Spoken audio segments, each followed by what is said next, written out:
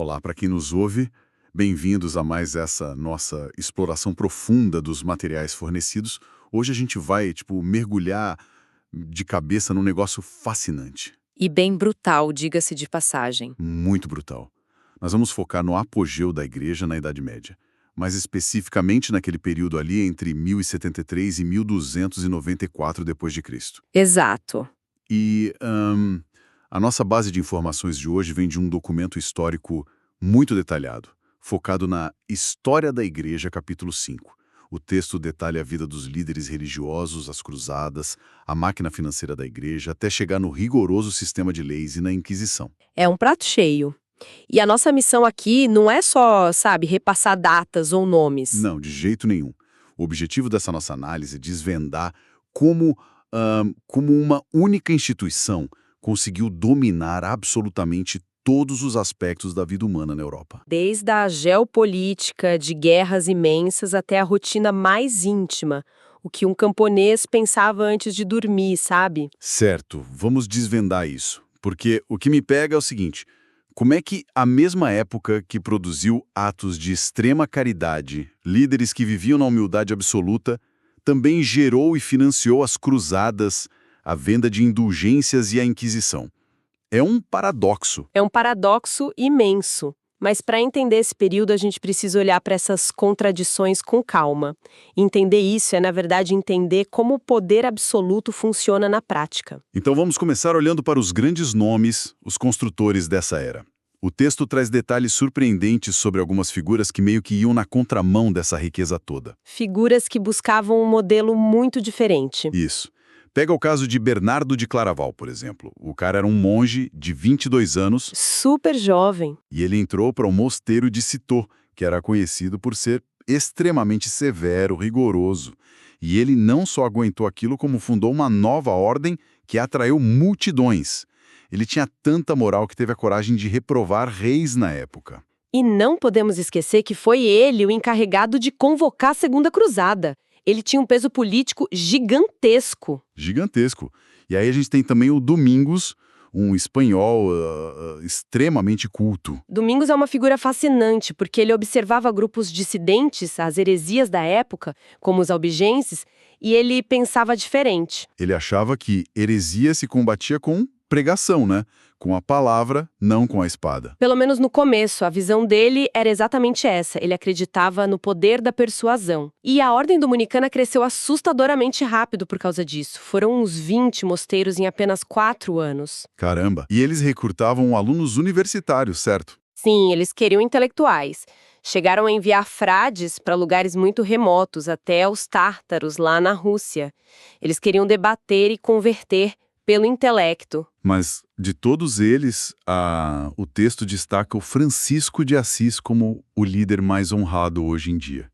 E tem aquela anedota famosa de que ele ouviu o chamado dele numa pregação sobre Mateus 10. Aquela passagem sobre não levar ouro, nem prata, nem 2 túnicas para o caminho. Exato. E diferente dos dominicanos que eram super cultos, os franciscanos que foram organizados ali por 1209, eles eram focados na simplicidade pura. Eles viviam de esmolas, faziam trabalho manual e cuidavam muito dos leprosos. Era uma dedicação física mesmo. Mas, se conectarmos isso ao cenário maior, Aí é que tá. Se conectarmos isso ao cenário maior, a gente vê um abismo. Esses líderes buscavam um modelo bíblico. Mas a realidade da religião das massas não tinha nada a ver com isso. era algo bem mais sombrio, né? Sim, o texto mostra claramente que o cristianismo do povo comum era baseado puramente no medo e na superstição. Não era um debate intelectual ou amor fraterno. Era o pavor do inferno ditando as regras. E o que eu acho louco é que, se a gente der um vislumbre lá para o Oriente, o contraste é enorme. A Igreja Oriental e grupos como a Igreja Nestoriana funcionava de um jeito bem diferente. Muito diferente. A centralização ocidental não existia do mesmo jeito lá. Pois é, no Oriente o batismo era por aspersão na infância, eles não tinham essa prática maluca de vender indulgências. E o culto de imagens lá era ainda maior, o que é um ponto interessante de divergência teológica. E claro, os nestorianos acabaram sofrendo demais com as invasões mongóis, o que prejudicou muito a expansão deles. Mas voltando para o Ocidente, esse medo do povo comum serviu de combustível para o maior fenômeno bélico da época, a máquina de guerra das cruzadas. O que é fascinante aqui é entender as verdadeiras causas disso. Durou de 1091 a 1291. 200 anos de guerra. 200 anos. E não foi só guerra religiosa no sentido simples da palavra. Tinham 4 causas principais bem documentadas. A primeira era uma ameaça bem real, certo? Sim, os turcos seljúcidas. Eles tomaram controle da região, começaram a perseguir os peregrinos europeus e ameaçavam diretamente Constantinopla. Isso gerou um pânico genuíno. E aí soma isso com a febre das peregrinações. O pessoal achava que ir para a Terra Santa era a penitência máxima. Exato. E a terceira causa era um reavivamento religioso muito forte na Europa. As pessoas queriam provar a fé delas. Mas a quarta causa, talvez a mais pragmática, era o espírito de cavalaria. O texto deixa claro que isso serviu de desculpa conveniente, né? Era uma válvula de escape. Totalmente. Nobres sem terra, aventureiros, até criminosos viram nas cruzadas uma chance de fugir de dívidas, de penas da lei e ainda ganhar glória e talvez terras no Oriente. E os sucessos e desastres disso são chocantes. A primeira cruzada, em 1095, é um show de bizarrices táticas. Foi o caos logístico absoluto. Imagina só, o registro fala de uma multidão de 1 milhão de camponeses, guiados pelo Pedro, o eremita, e por um cara chamado Váltero sem dinheiro. Eles não tinham treinamento, não tinham suprimentos. Foram completamente massacrados assim que chegaram na Ásia. Enquanto isso, os nobres profissionais foram os que de fato capturaram Jerusalém, lá em 1099. E criaram os feudos, fundaram ordens militares, como os famosíssimos templários. Mas esse sucesso inicial foi a exceção. As cruzadas seguintes foram fiascos terríveis. A segunda, que a gente comentou que o Bernardo convocou e foi liderada por reis, foi um fracasso total. Sim. A terceira, o máximo que rendeu foi o Ricardo Coração de Leão fazendo um acordo com o Saladino para os peregrinos visitarem a cidade. E a quarta cruzada, essa é inacreditável. Eles teoricamente iam para o Egito e do nada atacaram Constantinopla, aumentando absurdamente a intolerância entre os cristãos latinos e gregos. Foi um ataque movido por interesses comerciais e políticos. Desvirtuou totalmente o propósito inicial. Mas nenhum desses desastres supera o que o texto relata sobre a Cruzada das Crianças em 1212. Isso partiu meu coração. É uma passagem trágica. 2 jovens, o Estevão e o Nicolau, eles simplesmente lideraram milhares de crianças marchando rumo à Terra Santa. Acreditando que a pureza deles ia abrir o mar e garantir a vitória. E aí eles chegam no porto de Marsella, o mar não abre, claro, e donos de navios oferecem transporte para elas. E o que acontece? Eles levam essas crianças e as vendem em mercados de escravos no norte da África. É o ápice da manipulação e do delírio daquela época. E isso nos leva a um grande paradoxo. O paradoxo dos resultados? Sim, porque militarmente, se você for frio na análise, as cruzadas falharam miseravelmente. Os muçulmanos mantiveram o controle da Terra Santa basicamente até 1919. Mas politicamente? Politicamente, foi um sucesso imenso para o Papa. A Europa se uniu sob o comando dele. Ele passou a cobrar impostos diretos, formou exércitos continentais. E esse espírito de guerra aumentou a intolerância religiosa interna. Preparou totalmente o terreno psicológico para a Inquisição depois. Precisavam de um novo inimigo. Exatamente. Agora, para bancar isso tudo, a gente tem que falar de dinheiro. E aqui é que a coisa fica realmente interessante. A escala da riqueza da igreja nessa época é difícil de conceber hoje em dia. O texto diz que eles dominavam nada menos que 25%, 1/4 de todos os territórios da França, Alemanha e Inglaterra. Eles eram o maior proprietário de terras da Europa, de longe, e as terras eram a base de toda a economia. E o fluxo de caixa deles era muito criativo. Não era só o dízimo básico, não. Eles criaram um sistema tributário complexo. Tinha, por exemplo, o sistema das anatas. Que é um absurdo.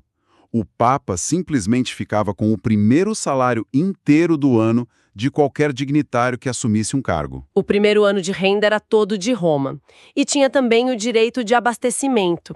Se o Papa ou a corte dele decidissem viajar pelas suas terras, os clérigos locais tinham que pagar a conta da viagem toda. E a conta de uma comitiva papal não devia ser nada barata.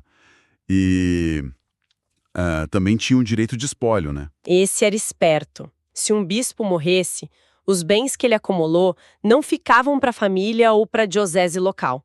Iam direto para o Papa. Fora o dinheiro de Pedro, as vendas de cargos vacantes eram uma máquina de gerar capital. E no topo disso tudo, o Papa operava como um monarca absoluto. Ele estava acima até dos concílios. E os bispos operavam como governantes temporais. Muitos tinham seus próprios exércitos, viviam em palácios. Mas o que eu achei curioso na fonte é como essa macroestrutura alcançava o povo, a organização da sociedade na base. É aí que entra a figura central do pároco, o sacerdote local. Ele era o verdadeiro ponto de contato com o povo. Ele era meio que um faz-tudo social, né? Sim, na falta de um Estado organizado nas vilas, o sacerdote era um ministro religioso, claro, mas também era o educador. Ele era força policial, juiz de pequenas causas da comunidade. E ele tinha a arma de espionagem e controle mais perfeita já inventada: o confessionário. O confessionário dava a ele acesso a todos os segredos, medos e transações da vila. Era um controle de informação absurdo. Mas, para sermos justos com as fontes, o texto também mostra que, apesar de toda essa corrupção que exigia reformas constantes, como a dos cistercienses que a gente citou, que geraram 500 abadias em 40 anos para tentar moralizar a coisa. isso, mas a justiça deve ser feita ao papel social dos mosteiros. No meio daquele caos, eles preservavam a literatura. Eles eram as bibliotecas da Europa. Todo o conhecimento do passado estava sendo copiado e guardado por eles. Eles proviam um único ensino primário gratuito que existia. E o mais importante, eles mantinham os hospitais. Nas épocas de peste e fome, o mosteiro era o único lugar para onde um doente pobre podia correr. E isso criava uma dependência total. O povo precisava da igreja fisicamente para sobreviver e espiritualmente para não ir para o inferno. O que nos leva direto para a máquina de controle mental. O sistema disciplinar deles era perfeito, milimetricamente desenhado. Era um sistema focado na submissão através do medo, moldando a conduta de cada indivíduo. O camponês tinha a obrigação da confissão anual. Tinha as penitências que podiam ser jejuns pesados ou até flagelações físicas. E a absolvição.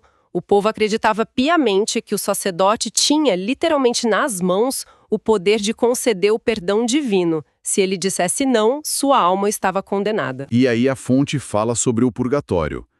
Que invenção teológica terrível para a saúde mental das pessoas. O purgatório criava uma ansiedade constante. A pessoa sabia que, mesmo que fosse boa, ia sofrer horrores lá, para purificar pecados menores. E o que a igreja faz para ajudar?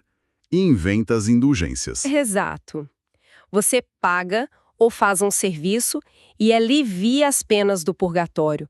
Isso virou um negócio absurdamente lucrativo. E se você batesse o pé e não quisesse participar desse sistema, qual era a consequência final? A excomunhão. Era a arma nuclear da Idade Média. Ser excomungado não era só não poder tomar a hóstia no domingo, né? Não, de forma alguma. Era perder os meios de salvação civil e espiritual.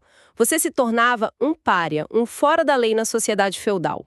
As pessoas não podiam fazer comércio com você, seus contratos perdiam a validade. Fazia até reis e imperadores tremerem de medo, porque se o rei fosse excomungado, os súditos dele estavam liberados da obrigação de obedecer a ele. Era o fim político do cara. E quando a excomunhão e o confessionário não davam conta de controlar as ideias divergentes, o papado precisou de uma força mais letal. O momento ahá dessa nossa conversa. O surgimento da Inquisição. O texto detalha que isso começou sob o Papa Inocêncio III. Ele instituiu a Inquisição para combater especificamente grupos que começaram a questionar o sistema, como os valdenses e os albigenses que mencionamos lá no início. E não era só um tribunal de debates teológicos. Era uma força policial e judicial que operava em segredo e usava a tortura como método oficial de interrogatório. E as coisas escalaram ao ponto de, em 1224, o imperador Frederico II baixar uma lei tornando a heresia um crime passível de morte. O Estado e a Igreja de mãos dadas para executar na fogueira quem pensasse diferente. Mas olha, lendo isso hoje, a nossa reação é de choque. Só que o especialista aqui pode confirmar, o ponto mais revelador do documento levanta uma questão bem incômoda. Sim, isso levanta uma questão importante que muda a nossa perspectiva histórica. Por que a opinião pública apoiava a Inquisição? Por que não havia grandes revoltas populares contra as fogueiras? Eu achei isso bizarro num primeiro momento. Como o povo apoiava isso? O documento esclarece. Para o homem medieval comum, a igreja e a civilização eram a mesmíssima coisa. Eram sinônimos. Então o cara que pregava uma heresia, um dogma diferente, ele não era visto apenas como alguém com uma opinião teológica alternativa. De jeito nenhum. Ele era visto como um rebelde, um traidor da sociedade civilizada. O texto até compara isso com a forma como a sociedade moderna enxerga os anarquistas ou terroristas. Alguém que está ativamente tentando destruir a base de tudo que mantém as pessoas seguras. Exato. Se você ataca o dogma, você ataca a lei, a ordem, a coesão social da vila, o conceito de liberdade de pensamento de cada um crer no que quiser e conviver em paz, isso não existia. Era tolerância zero porque parecia uma ameaça de sobrevivência. Tolerar um herege seria como tolerar que alguém envenenasse o poço de água da cidade hoje. Caramba! Isso resume o valor histórico de toda essa análise de hoje. A igreja no apogeu da Idade Média não era uma religião no sentido moderno que a gente tem. Ela era o próprio Estado europeu na prática. Ela preencheu o vácuo de poder depois da queda de Roma. Fez coisas vitais, claro, preservou a cultura clássica, unificou continentes que viviam guerreando, criou o conceito de hospitais para os mais pobres. Mas o custo disso foi estratosférico. O custo foi a total falta de liberdade de pensamento. Eles usaram o terror psicológico das penas eternas, usaram exércitos nas cruzadas e a fogueira da Inquisição como meras ferramentas políticas de manutenção de poder. E isso nos deixa com um pensamento final muito provocativo, olhando para o nosso contexto contemporâneo. Pode mandar. O documento que estudamos hoje mostra como uma única instituição conseguiu utilizar o monopólio de duas coisas: da salvação e da informação. O clero eram os únicos educadores e detentores do perdão. E com isso, eles conseguiram o controle territorial de 25% da Europa e mobilizaram milhões para guerras absurdas. Sem que a população pudesse sequer checar os fatos. Exatamente. A pergunta que fica para quem nos escuta ponderar é a seguinte: na nossa era moderna, onde a informação flui livremente na internet aos terabytes por segundo, será que estamos imunes a isso? Nossa, profunda essa! Quem detém hoje o monopólio da verdade? E será que essas novas entidades são capazes de mobilizar massas de forma tão absoluta e inquestionável quanto a ameaça de excomunhão fazia há 1000 anos? Fica aí essa baita reflexão para todo mundo e é por isso que a gente faz esses mergulhos. Muito obrigado a quem nos acompanhou até aqui. Continuem questionando as verdades que parecem absolutas e sempre, sempre busquem o contexto histórico por trás de como a sociedade funciona hoje. Um abraço e até a nossa próxima exploração.